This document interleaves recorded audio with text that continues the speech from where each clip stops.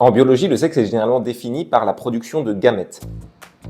Petite bière? Allez! Spermatozoïdes pour les mâles, ovules pour les femelles. Simple, efficace. Et ça s'arrête là, Timothée. Merci, au revoir! On m'a envoyé cette vidéo, alors je suppose qu'il va argumenter là-dessus de façon instructive. Merci Valou pour la vidéo! Sauf que tout le monde ne rentre pas dans ces deux cases. Il existe des personnes intersexes. Les limaces gauchistes? C'est pas des humains, Michel, ce sont des mollusques terrestres dépourvus de coquilles externes. Continue!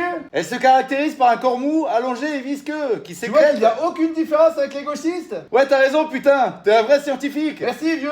Qui ont des variations dans leurs chromosomes, leurs organes reproducteurs, leurs gamètes ou le taux d'hormones. Et ça représente environ 2% de la population. Faux! Ces personnes sont environ 0,05% dans le monde. C'est-à-dire une putain de personne sur 2000! Donc c'est plus que les roux. Donc tu considères que les roux sont aussi une malformation?